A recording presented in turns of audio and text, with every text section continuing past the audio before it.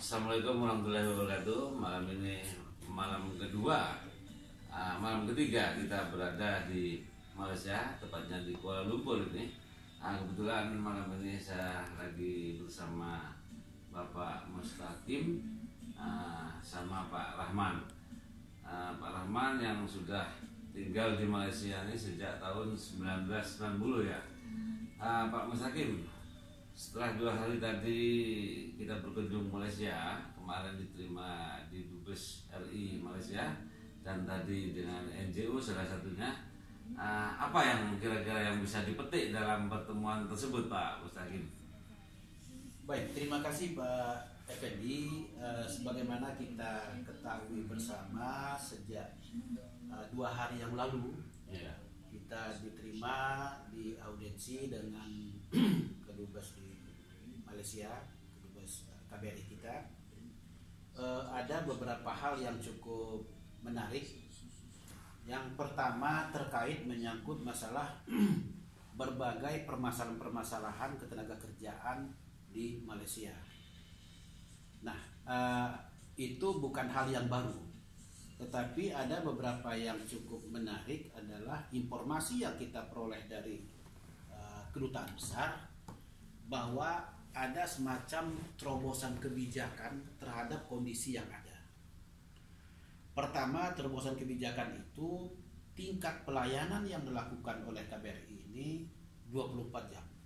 Dan ini tidak dilakukan oleh kedutaan-kedutaan lainnya yang ada di Malaysia. Nah, yang kedua adalah bagaimana cara dari kedutaan menyikapi terhadap kondisi objektif ketenagakerjaan kita di Indonesia yang ada di Malaysia ini. Nah, salah satu yang digambarkan yang cukup menyentuh adalah ada istilah yang muncul di masyarakat barangkali di Malaysia ini, bahwa anak bapak buruh kasar dengan anak ibu buruh kasar, maka si anak secara otomatis akan kehilangan masa depan yang cukup baik. Nah, dengan demikian ada semacam terobosan yang dilakukan oleh kedutaan mencoba untuk mendirikan sekolah-sekolah tertentu di kawasan tertentu, komoditas buruh-buruh yang termasuk ilegal tadi.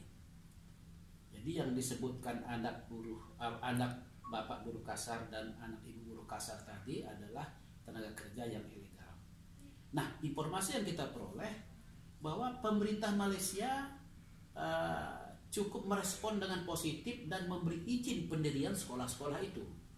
Sehingga kita melihat bahwa ini tidak lagi daripada kacamata hukum, tetapi ini sudah menggunakan kacamata hati. Kenapa kami menilai seperti itu? Dikarenakan sudah jelas-jelas tenaga kerja ilegal, tapi anaknya perlu diselamatkan masa depannya. Ini sesuatu yang positif. Tetapi kita baru mendengar paparan yang disampaikan oleh kedubes tadi. Kita kalau saya diterima oleh Pak Wakil Dubes dengan Pak Agung ya, Pak Wakil Dubes siapa itu? Nah, jadi Pak Kirana ya namanya. Pak Kirana dan Pak Agung. Nah, dengan demikian saya sangat berterima kasih pada malam hari ini bisa ketemu dengan Pak Rahman, seorang aktivis yang sudah cukup mempunyai jam terbang di Malaysia. Kita berharap ingin mengetahui kondisi seperti apa. Nah, sehingga untuk ke depan menjadi bahan evaluasi kita dalam menyikapi persoalan-persoalan ketenagakerjaan yang dari tahun ke tahun semakin kompleks. Dan yang terakhir, kebetulan Pak Rahman juga ada di sini, bagaimana menyikapi ada program rencana untuk adanya moratorium. Kira-kira demikian untuk sementara dulu. Kira-kira seperti itu Pak Rahman. Mungkin gitu Pak Rahman. Jadi apa yang disampaikan Pak Mustaqim tadi sudah jelas. Kira-kira kondisi di lapangan itu seperti apa sih? tenaga kerja Indonesia yang ada di Malaysia khususnya, apa persoalannya dan mungkin apa yang perlu kita benahi sehingga bisa maksimal. Assalamualaikum warahmatullahi taala wabarakatuh. Ya, kenalkan dulu, nama saya Abdul Rahman dari aktivis buruh ya Garda BMI Malaysia. Baik Bapak Effendi ya, beserta Bapak terkait dengan persoalan yang telah Bapak tadi sampaikan, daripada hasil audiensi ya, kami juga dari pihak kami juga sudah mendengar terkait program dari pihak kedutaan mengenai anak-anak para buruh migran Indonesia yang ada di Malaysia, yang pastinya dalam hal ini pihak kami sangat mengapresiasi sekali. Namun terus terang perjuangan kami dari dulu adalah ya hal yang sangat mudah ya yang bisa dilakukan oleh perwakilan Indonesia yang ada di Malaysia. Tidak seharusnya harus melakukan membuat satu pembangunan dan sebagainya seharusnya, karena sedia maklum bahwasanya sekolah Indonesia Kuala Lumpur itu merupakan sekolah pendidikan yang bertarafkan nasional dalam negeri. Artinya apa yang kami maksudkan, seandainya para anak buruh migran Indonesia itu diperhatikan dari dulu dan diterima, dimasukkan ke sekolah Indonesia Kuala Lumpur, bagi saya itu sudah sangat bagus sekali, sehingga tidak ada perpetakan, perkelompokan. Nah, dengan demikian kita kan juga ingin melihat daripada psikologis anak ketika disekolahkan di sekolah Indonesia Kuala Lumpur dengan penuh seragam dan sebagainya, kebersamaan dan sebagainya, otomatis mereka sangat merasakan kebanggaan, dan itu pastinya menjadi dorongan motivasi untuk lebih semangatnya terhadap para anak-anak buruh migran, terlepas daripada konteks ilegal ataupun legal. Nah, baik, terkait dengan apa yang Bapak Effendi pertanyakan, persoalan apa sih fakta di lapangan mengenai perlindungan ataupun apa Bapak ya? Ya TKI lah. Oke, persoalan TKI.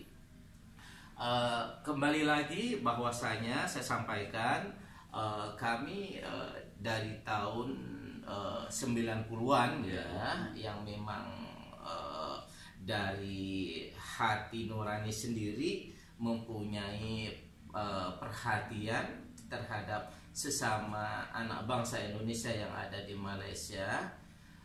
Pastinya dengan kondisi yang sangat kompleks ya, kami selalu mengambil bagian, dalam artian kami selalu berusaha untuk menyampaikan hal-hal fakta yang terjadi di lapangan ya, terhadap persoalan. Namun terus terang kami sampaikan di sini ya, kami tidak ingin menyampaikan bahwasanya pemerintah tidak peduli terkait persoalan buruh migran. Namun di situ memang terlalu banyak kelemahan-kelemahan yang kadangkala kami juga tidak paham gitu ya. Tidak pahamnya begini, sama ada seperti apa sih SOP-nya perlindungan WNI di luar negeri ini, sehingga setiap persoalan yang kami sampaikan kadang ini macam susah untuk diatasi. Jadi dan alhamdulillah, artinya dari masa ke semasa dengan upaya kami dan terlebih lagi upaya daripada pemerintahan selalu melakukan perbaikan, sehingga dari masa ke semasa ini sudah banyak mendapatkan kemajuan, walaupun toh dalam konteks ini tidak sesempurna sesuai dengan apa yang kami harapkan. Dari kami sebagai aktivis buruh migran Indonesia pastinya selalu berharap ya kepada pihak pemerintah agar selalu hadir di setiap persoalan buruh migran Indonesia yang ada di Malaysia. Bukan hanya mendapatkan laporan dan tidak ada konsekuensi daripada laporan itu sendiri. Jadi terjun langsung ke masyarakat di sini. Iya, artinya kami pahamilah bahwasanya di kedutaan ya tidak terlalu banyak staf ya, sehingga konsepnya kadang 130 orang melayani 3 juta TKI, ya kan gitu kan. Ada nggak komunikasi antara Dubes RI Malaysia sama tokoh-tokoh masyarakat Indonesia yang ada di Malaysia mungkin? Ya kalau masalah hal itu sesuatu yang aktif ya. Selalu sosialisasi dan sebagainya. Namun yang kami harapkan dari pihak kami, setiap sesuatu yang disosialisasikan itu kami harapkan bahwa dibuktikan, diimplementasikan oleh fakta-fakta kerja nyata gitu. Jadi kata-kata bahasa teman-teman sekarang bukan pencitraan semata. Terus terang dalam konteks ini kami tetap akan mendukung lebih baiknya pihak Kedutaan Republik Indonesia ke depan. Oke. Sedikit tambahan Pak Rahman. Waktu itu kan kami diterima, waktu audiensi diterima oleh Pak Krisna sebagai wakil kepala perwakilan bersama dengan Pak Budi, seperti Pak Agung Cahaya Sumirat. Nah, tergambar bahwa tingkat pelayanan ini mengalami suatu peningkatan dari sisi pelayanan, tetapi mereka merasa kewalahan. Berarti agak nyambung dengan Bapak gambarkan tadi, mungkin kurang personil. Lalu yang terakhir, bagaimana sikap pandangan Bapak tentang yang rencana kebijakan moratorium itu? Oke, kalau terkait dengan moratorium, bagi saya moratorium itu bukan langkah yang efektif ya. Kembali lagi kita harus melihat seberapa mampu pemerintah Indonesia di dalam negeri pastinya menyiapkan lapangan pekerjaan kepada saudara-saudara buruh migran Indonesia. Yang pastinya kalau dari pihak kami berharap bukan moratoriumnya, akan tetapi mencarikan solusi agar bagaimana semua teman-teman ini bisa masuk bekerja dengan secara legal. Dalam konteks tidak membebankan kepada buruh migran Indonesia. Lah, sementara ini yang terjadi ya konsepnya tidak membebankan, tapi pelaksanaannya itu membebankan. Artinya program yang sebelumnya adalah tidak berjalan.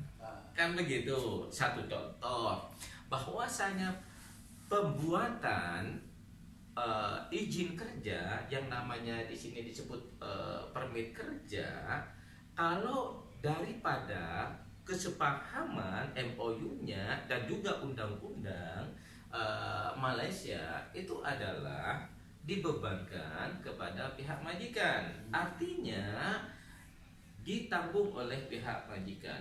Tapi faktanya itu adalah dibebankan kepada pekerja semuanya. Sebagian itu semua. Mayoritas dibebankan kepada pekerja, dan mungkin hanya 30% saja yang ditanggung oleh pihak majikan. Nah, oleh hal yang sedemikian, pihak pemerintah perwakilan bukan tidak tahu kondisi seperti itu semuanya sudah tahu. Artinya komitmen dan konsistensi daripada pemerintah, kami sangat mengharapkan itu diimplementasikan kepada kerja nyata. Oke. Itu sementara bincang-bincang santai bersama Bapak Rahman dan Pak Mustaqim. Mudah-mudahan ini bisa bermanfaat tentunya, khususnya DKI yang ada di Malaysia. bersama Cak Effendi, ayo bangun desa.